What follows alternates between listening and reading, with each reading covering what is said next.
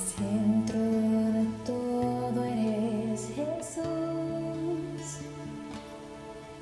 El centro de todo eres Jesús. Desde el principio hasta el fin, tú has sido y siempre serás Cristo. Cristo, tú eres el centro, nada importa más que tú.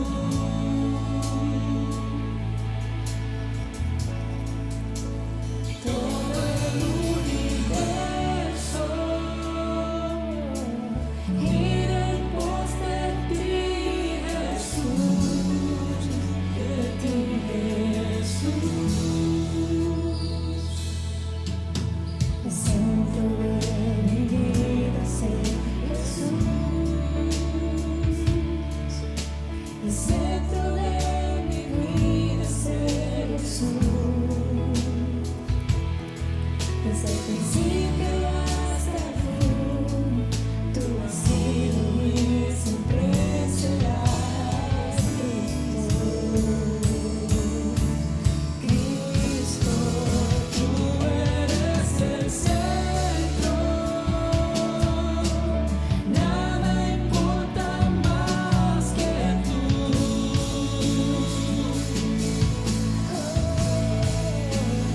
Todo el universo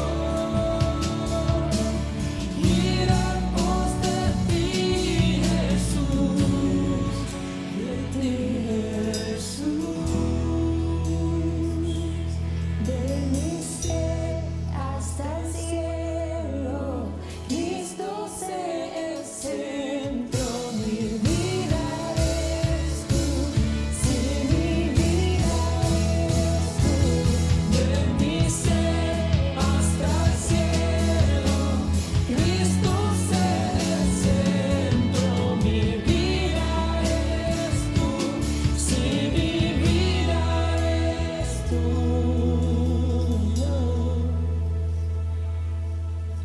El centro de tu iglesia es Jesús. El centro de tu iglesia es Jesús. Cada rodilla se doblará y toda lengua te confesará. Cristo, Cristo, Cristo, Cristo, Cristo, Cristo. De mi ser hasta el cielo, Cristo sé el centro. Mi vida eres tú, sí, mi vida eres tú. De mi ser hasta el cielo, Cristo sé el centro. Mi vida eres tú, sí, mi vida eres tú. De mi ser hasta el cielo, Cristo sé el centro. Mi vida eres tú, sí, mi vida eres tú. De mi ser hasta el cielo, Cristo sé el centro. Mi vida eres tú, sí, mi vida eres tú.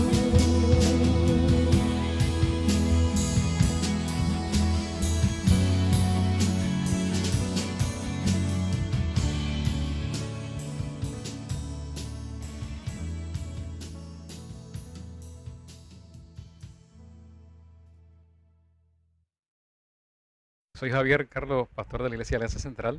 Espero que al ver este mensaje te encuentres bien después del paso de la tormenta de Isaías, en medio de esta pandemia también y de un sismo que nos asustó un poco a todos en esta semana. Han sido muchas cosas a la vez y por eso quiero compartir contigo el consejo de Dios para lidiar con la ansiedad. Cuando los pilares de nuestra vida tiemblan por las situaciones que enfrentamos, La Biblia dice lo siguiente, y quiero leer este pasaje del salmista, que dice, cuando tiembla la tierra con todos sus habitantes, soy yo, Dios, quien afirma sus columnas. Se encuentra en el Salmo 75:3. El salmista también nos dice, cuando estaba en angustia, tú, oh Dios, me hiciste ensanchar. Eso está en el Salmo 4:1. La incertidumbre, la inquietud, la inseguridad son nuestras compañeras inseparables en estos días, en un mundo afligido por la pandemia. No podemos quitarnos de encima esa extraña y molesta sensación de opresión y a veces tan intensa que parece como si el aire nos faltara. Y pensamos, no puedo más, me ahogo. Y si piensas que eso es ansiedad, estás entonces en lo correcto. En la Biblia a la ansiedad se le llama, en cierta forma, angustia. La palabra angustia viene del original angustus, que significa estrecho o angosto, y vivir con ansiedad es como atravesar un desfiladero estrecho entre montañas, con poca luz y mucho riesgo. Y así es como se siente realmente la ansiedad. Hay peligro, pero sobre todo hay incertidumbre e inquietud. Y la pregunta que nos hacemos es, ¿qué pasará? ¿Qué pasará aquí, de aquí en adelante? ¿Qué nos espera? Imagínate la incertidumbre de quedar náufrago en el mar, como le sucedió a estos hombres el martes pasado, si vieron en las noticias. 3 hombres habían salido en un bote de 7 metros el jueves para hacer un viaje de 42 kilómetros desde un lugar llamado Pulawat a los atolones de Pulap en los estados federados de Micronesia. Sin embargo, se desviaron de la ruta y se quedaron sin combustible, llegando a la pequeña y deshabitada isla que se conoce como Piquelot, a 190 kilómetros de su destino previsto. Las islas están a unos 800 kilómetros del sur de Guam, y cuando los hombres no llegaron a Pulap, se solicitó una búsqueda a través del Centro de Rescate Conjunto de la Guardia Costanera de los Estados Unidos en Guam, territorio americano, que contó con la ayuda de unidades en aquella región. Uno de los pilotos rescatistas dijo lo siguiente: estábamos hacia el final de nuestro patrón de búsqueda, nos regresamos para evitar algunas lluvias y fue entonces cuando miramos hacia abajo y vimos una isla, así que decidimos echarle un vistazo y fue entonces cuando vimos un SOS y un bote justo al lado en la playa. Desde allí llamamos a la Marina de Australia porque tenían 2 helicópteros cerca que podían ayudar y aterrizar en la isla. Esta fue una misión de rescate muy peculiar. Un helicóptero de un buque australiano aterrizó en la playa dejando comida y agua para los 3 hombres varados, mientras que fuerzas australianas confirmaron las identidades de los hombres y comprobaron que no tenían heridas graves. Mientras tanto, un avión de la Guardia Costera de Estados Unidos, que venía de Hawái, dejó caer un radio a los hombres varados para que pudieran comunicarse con una patrulla micronesia. Fue un esfuerzo conjunto. Pero entonces, ¿qué salvó la vida de estos 3 hombres realmente? Podríamos decir que fueron las buenas alianzas entre rescatistas y militares de varias naciones, lo que hizo que en este caso de búsqueda y rescate fuera exitoso y tuviera un final feliz. Podemos hablar de la coordinación con múltiples organizaciones de respuesta rápida. Pero lo más importante fue lo que hicieron estos hombres. Ellos escribieron un mensaje de SOS en la arena, en la playa, de una pequeña isla del Pacífico que les mostró a los rescatistas dónde estaban ellos. Ellos sabían que la ayuda vendría de arriba y pidieron auxilio a los que podían rescatarle.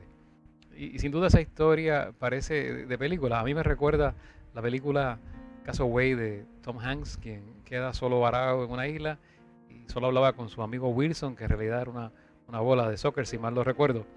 Y en estos tiempos difíciles, de tanta crisis y retos, podemos sentirnos de manera similar a estos 3 hombres. Con la pandemia y las tormentas recientes como Isaías, los temblores también que no cesan, tal vez sientas que has perdido un poco el rumbo o algo se ha perdido en tu vida o estás varado sin poder hacer nada o continuar con algunos proyectos que tenías y sin llegar a donde queríamos en este año o con incertidumbre de lo que va a suceder aquí en adelante. Entonces, ¿qué vamos a hacer? ¿Cómo podemos manejarlo? Estos hombres están vivos porque tomaron la decisión correcta. A pesar de que habían perdido el rumbo y estaban varados en una isla desierta. Lo primero fue que ellos no perdieron la esperanza. Ellos pudieron haberse deprimido y angustiado, pudieron haberse desesperado e inclusive culpar al que se desvió de la ruta o al que no trajo suficiente combustible, o tal vez enfrascarse en una discusión o una pelea a causa de su frustración. Pero eso no fue lo que ellos hicieron. Segundo, tuvieron un plan de acción, no se quedaron paralizados esperando que alguien los ayudara. Ellos pudieron quedarse de brazos cruzados esperando a los rescatistas sin hacer nada. Y de todas maneras, quizás iban a pensar, lo más seguro es que ya nos están buscando, así que podemos quedarnos aquí sin hacer nada, disfrutar la pequeña isla que tenemos para nosotros hasta que lleguen los rescatistas. Y el problema es que si hubieran hecho eso, es posible que los rescatistas nunca los hubieran visto y en este momento no estarían con vida. Tercero, pidieron auxilio. Lo tercero que hicieron fue que sabían que su ayuda vendría de otra parte, así que tomaron la iniciativa y escribieron en la arena SOS en letras muy grandes, de manera que pudieran ser vistas desde arriba, desde un avión o un helicóptero. Ellos sabían que la ayuda vendría de otra parte. No podían salir de allí por sus propios medios. Están en medio del océano, en una pequeña isla, sin combustible. Entonces, quiero decirles algo de ese mensaje del SOS que ellos escribieron. Es probable que lo conozcas y lo hayas escuchado. Quizás sabes lo que significa, ¿verdad? Seguramente has oído o has escuchado del SOS en alguna película o lo has leído en algún libro, donde utilizan esa señal para pedir auxilio o pedir ayuda. Pero ¿sabes lo que significa realmente? ¿De dónde viene? SOS es esa señal internacional de socorro. Su uso se decidió en el 1906 durante una conferencia internacional celebrada en Berlín y adquirió una mayor popularidad después del hundimiento del transatlántico Titanic en el año 1912. ¿Y qué significan las letras SOS? Bueno, uno podría especular muchas cosas y podría pensar que significa Save Our Souls en inglés, que significa en español salven nuestras almas, o Save Our Ship, que en español significa salven nuestro barco, o envíen socorro, envíen ayuda, que en inglés es send out socorro, y ninguna de estas cosas es. Pero no significa en realidad nada de esto, y en realidad se eligieron estas letras por la facilidad para ser enviada por radio en código o en clave Morse, ya que es una sucesión de 3 pulsos cortos y 3 largos y luego otros 3 pulsos cortos. Antes de esta señal se utilizaba la sigla CQD, que significaba en inglés Come Quickly Distress, o vengan rápido, problemas, en español. Sin embargo, no eran tan simples y no era tan fácil enviarlas por radio, se malinterpretaban por las interferencias que había en la radio en aquel tiempo. Y ahora tú y yo necesitamos una señal clara de SOS. Necesitaremos pedir auxilio y socorro para nuestras vidas en muchas ocasiones. Aunque SOS no signifique salve nuestras almas, sí vamos a necesitar a alguien que salve nuestra alma, y lo necesitamos, sí, alguien a quien acudir, en quien podamos confiar cuando tengamos problemas. Y la razón por la cual muchas veces seguimos sin rumbo en la vida, o varados y paralizados emocionalmente, o en incertidumbre completa acerca del futuro, es porque no hemos pedido auxilio o socorro, no hemos pedido socorro a quien pueda ayudarnos, no hemos puesto nuestra confianza en el único que nos puede socorrer. Ese puede ser el mayor problema. Imagínate que estos hombres hubiesen pensado, no necesitamos pedir ayuda, estamos solos en esto, podemos solos con esto. O si hubiesen pensado, no confío en los rescatistas, ni en los militares, ni en los pilotos de los helicópteros, nosotros sabemos más que ellos, pues no hubieran pedido ayuda y posiblemente estarían muertos ahora mismo. Y lo que quiero es invitarte a que reconozcas cuánto necesitas de Dios y de ayuda de parte de Él y de los demás en este momento. No puedes aislarte en tu isla desierta en estos momentos. No te puedes desconectar de Dios y de los demás, de la iglesia y de los que te aman. Eso es importante. El apóstol Pablo también pasó por la experiencia de estar náufrago en el mar. La Biblia dice en Hechos capítulo 27, allí se encuentra el relato donde Pablo era un prisionero en una embarcación en ese momento. Él le había advertido a los soldados y al dueño del barco del mal tiempo que se acercaba y que era mejor no zarpar al mar, pero lo ignoraron. Entonces tuvieron que enfrentar una tempestad. En el verso 20 en adelante dice lo siguiente: pasaron muchos días sin que aparecieran ni el sol ni las estrellas. La tempestad era cada vez más fuerte, así que perdimos toda esperanza de salvarnos. Ahora piensa en esto. La situación era tan difícil que el mismo Pablo, el que escribió todo lo puedo en Cristo que me fortalece en la Biblia, admite que había perdido junto a otros hombres, toda esperanza de salvarse. Ya no tenían alimento ni agua, habían tirado al mar toda la carga y la nave ya no soportaba los vientos, iban a la deriva por el mar. Y Pablo no era un superhombre como la gente piensa, era como nosotros, se sintió tan frágil y vulnerable como nosotros hoy día. Y habrán días en que nos sentiremos de esa manera también. Hace unos días en uno de los parques de Disney, un bote de una de las atracciones se hundió en unos pocos pies de ayuda y la gente se escandalizó y estaban diciendo que aquello era una responsabilidad, estaban muy ansiosos. Ahora imagínate entonces lo que sintió Pablo en medio del océano, en una tormenta real y posiblemente encadenado a una nave que está por hundirse porque era prisionero. Así que en el verso 21 continúa diciendo, como hacía mucho tiempo que no comíamos, Pablo se puso de pie en medio de todos y dijo, señores, mejor me hubieran hecho caso, que no hubiéramos salido de la isla de Creta. Así nos habríamos evitado este daño y esta pérdida. Pero ahora les pido que se animen. Y aquí está el giro importante en este pasaje. Pablo, que es el prisionero, al que ignoraron cuando les advirtió del peligro, ahora es el líder. Y ahora era escuchado por los prisioneros, por los guardias romanos y por el dueño del barco que pusieron a todos en peligro. Así que está dando ánimo a los demás. ¿Y cómo podía hacer esto? ¿Por qué? Porque él sabía y tenía algo que los demás no conocían. Sabía las circunstancias, pero sabía algo más. Y les dice, porque ninguno de ustedes perderá la vida, solo se perderá el barco. Anoche se me apareció un ángel de Dios, les dijo, el Dios al que sirvo y al que pertenezco. El ángel me dijo, no tengas miedo, Pablo, porque tienes que presentarte ante el emperador. Y por ti, Dios les conservará la vida a todos los que están contigo en el barco. Por eso anímense, señores, decía Pablo. Yo confío en Dios y sé que todo sucederá así como me lo dijeron. Sin embargo, el barco quedará atascado en una isla. Eso se encuentra en Hechos capítulo 27, versículos 20 hasta el 26. ¿Y cuál era la razón por la cual Pablo les dio esta esperanza? No era simple optimismo, aunque su actitud sí fue optimista. Se trataba de más que eso. La esperanza no se basaba en la gran habilidad de Pablo para dirigir el barco o su experiencia como navegante. Era la confianza que Pablo tenía en lo que Dios le había dicho, lo que Dios le había revelado, en este caso mediante un ángel. Tú y yo tenemos la revelación de Dios en su palabra y la clave para tener ánimo en este libro, en estos tiempos de crisis, de dificultad y de incertidumbre, es la confianza en el Dios que ha hablado a través de su palabra. Y fíjate que Pablo no dijo que confiaba en el ángel, él dijo yo confío en Dios, al que le servía. Aunque el ángel venía de parte de Dios, su confianza estaba en Dios y en su palabra. No necesitamos un ángel que nos hable hoy día, solo confiar en el Dios que nos ha revelado su verdad en la Escritura. Y el problema es que en estos días mucha gente duda de lo que dice este libro. Y en lo que va de año, los pilares de nuestra vida tiemblan y parece que el mundo, como esa barca de Pablo, va a hundirse bajo nuestros pies cuando tiembla la tierra y todo lo que ocurre. Cuando más seguros y autosuficientes nos sentíamos, que es lo que les dije en el mensaje de la semana pasada, eso nos pudo llevar a la indiferencia espiritual, ¿no? Entonces viene un virus que nos ha recordado la fragilidad de la vida y nos pone de cara a cara con la muerte. Y nunca antes nuestra generación en Occidente había vivido una situación de tanta inseguridad en tantas áreas de la vida a la vez, la salud, el trabajo, la economía y nuestros valores. Así que en Puerto Rico a todo esto se le suma la situación financiera, la tormenta Isaías reciente, los temblores que no paran, que no cesan, y todo ello nos obliga a buscar pilares más sólidos, pilares que no estén a merced de la primera tormenta fuerte que nos llegue, como pasó con Isaías. ¿Qué es lo que realmente importa? ¿Qué es lo esencial en esta vida? ¿Cómo puedo aliviar esta ansiedad que no me deja en este tiempo?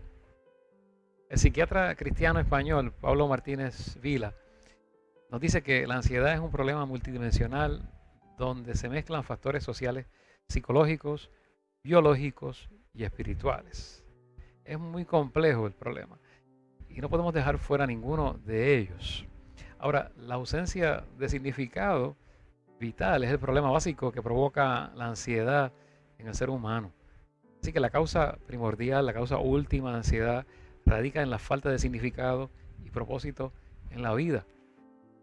La pregunta fundamental es ¿para qué vivo? ¿Qué sentido tiene mi vida? Y la falta de respuesta satisfactoria a estas preguntas conlleva una ansiedad profunda que se experimenta como una sensación de desorientación vital y de vacío. Los psicólogos lo llaman ansiedad existencial, algunos le han llamado ansiedad básica.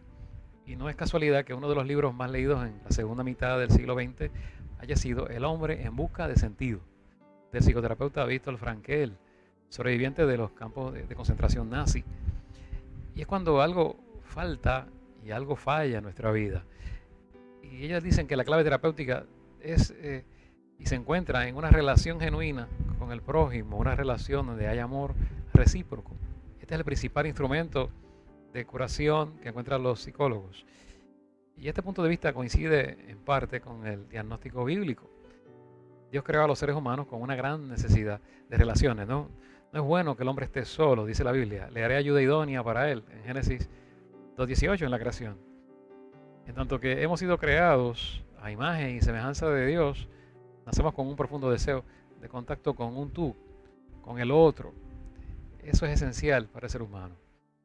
Ahora, el confinamiento recién vivido ha puesto de manifiesto cuán importantes son las relaciones.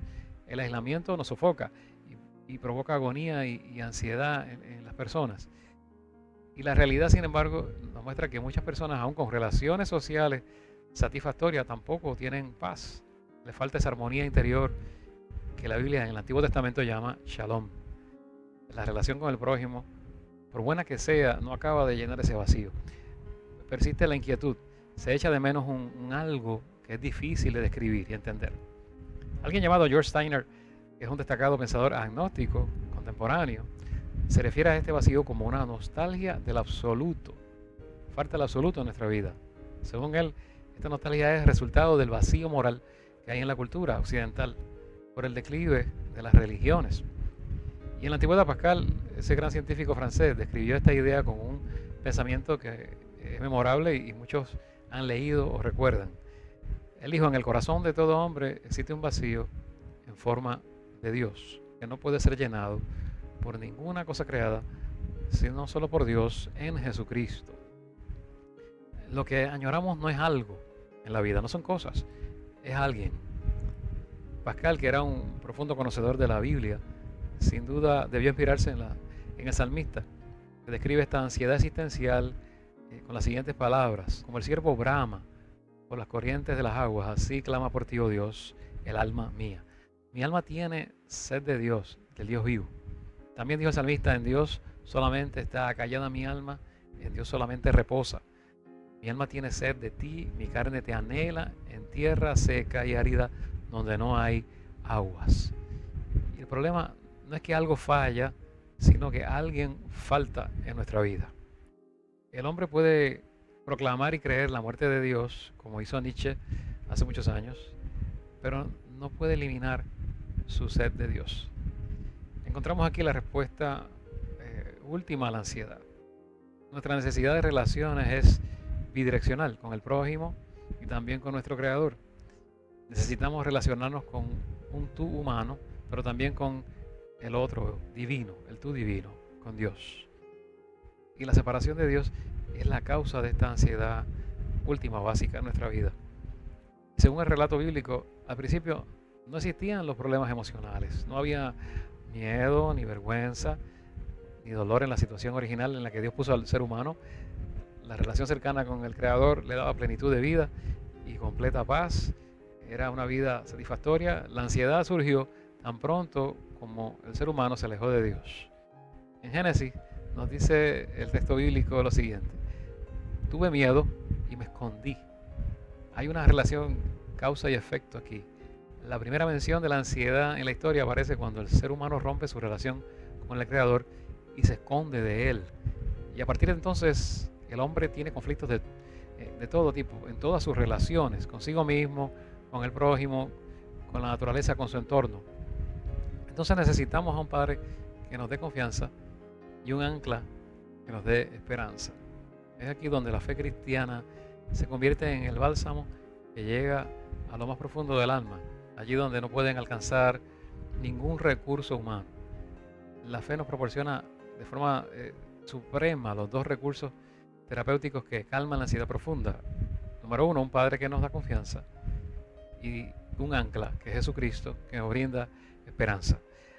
La ansiedad existencial requiere ante todo una esperanza firme, una esperanza que no sea una utopía, sino firme y segura ancla del alma, como dice Hebreos 6:19. Esta ancla se encuentra en la persona y en la obra de Jesucristo. Es una esperanza firme y segura, porque no se fundamenta en sentimientos subjetivos ni en una experiencia mística religiosa, sino en hechos objetivos. El Evangelio es, ante todo, el testimonio histórico de un hecho que es verídico. Cristo murió por nuestros pecados y resucitó con poder, venciendo la muerte. Y no es casualidad que el apóstol Pablo se refiera siempre a los aspectos básicos de la fe con el verbo sabemos. No dice imaginamos o sentimos, sino sabemos, estamos seguros, tenemos certeza de esta fe. Y esta esperanza disipa la inseguridad y la incertidumbre, que es el núcleo de la ansiedad. Ensancha nuestros pasos inseguros y nos saca del desfiladero estrecho, de la angustia, de ese camino estrecho, lo que la Biblia llama el pozo de desesperación en los Salmos. El segundo gran recurso que alivia nuestra ansiedad es la confianza en un Dios personal. Es el Dios que se complace en llamarse Padre y en llamarnos hijos. Es el Dios del que Jesús, su único Hijo, mismo afirmó: por tanto os digo, no os afanéis por vuestra vida, qué habéis de comer o qué habéis de beber, ni por vuestro cuerpo, qué habéis de vestir. No es la vida más que el alimento y el cuerpo más que el vestido. Es más que lo material. Mirad las aves del cielo, que no siembran, ni ciegan, ni recogen en graneros, y vuestro Padre celestial las alimenta. ¿Acaso no valéis vosotros mucho más que ellas? Ambos recursos, la confianza en Dios y la esperanza, tienen que ser cultivados, renovados. Al igual que la sed física, la sed de Dios requiere beber con regularidad. Y eso es algo que se consigue a través de una relación personal y continua con Dios, mediante la oración. La oración es un gran privilegio, es un cara a cara con Dios, vivir delante de Él. Su efecto es terapéutico, es comparable, o en cierta manera, o es incomparable porque restaura el contacto personal con el Creador, nos devuelve a la relación original perdida con Dios. La oración nos permite reconstruir los cimientos de nuestra existencia y le devuelve a la vida humana su verdadero propósito, que es disfrutar de la relación con su Creador. Así que la oración además es terapéutica porque es fuente de paz, tiene un valor que es ansiolítico, insuperable, calma la ansiedad. Eso nos enseña la Biblia en Filipenses capítulo 4, versículo 4 al 8. Así que a diferencia de las formas orientales de meditación, la oración meditativa del cristiano no busca vaciarse y desconectarse, sino llenarse y conectarse con Dios y con su palabra. No pone la mente en un punto muerto, sino que pone los ojos en Cristo, en Jesús, el autor y consumador de nuestra fe, como nos dice Hebreos 12:2. Así que el Evangelio proporciona el antídoto supremo contra la ansiedad, porque solo Cristo, la imagen del Dios invisible, puede llenar ese vacío en tu vida en forma de Dios. Cuando los pilares de la tierra y de mi vida también tiemblan, podemos decir confiados: en el día que temo, yo en ti confío.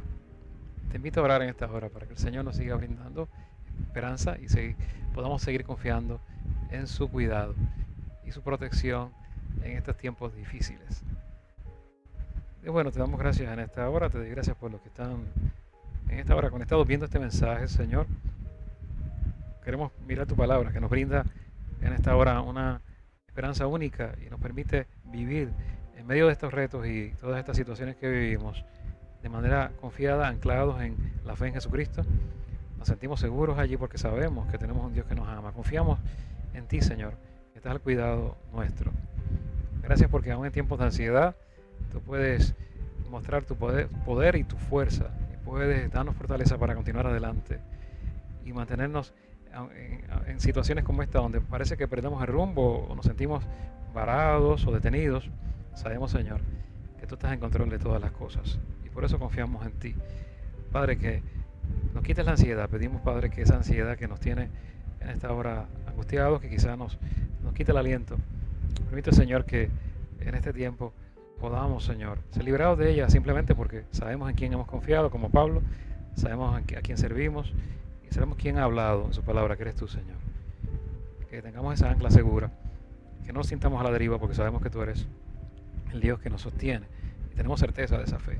En Cristo Jesús, en quien oramos, pidiéndote que bendigas a aquellos que tengan ansiedad en esta hora, que bendigas también a los que hayan sufrido alguna pérdida en este tiempo de prueba, a los que perdieron hogares por las inundaciones debido a esta tormenta, pedimos que tú sigas supliendo y ayudando a cada persona, Señor, y que puedan recibir la ayuda que necesitan, que podamos también, de la manera que nos llames a hacerlo, también suplirla.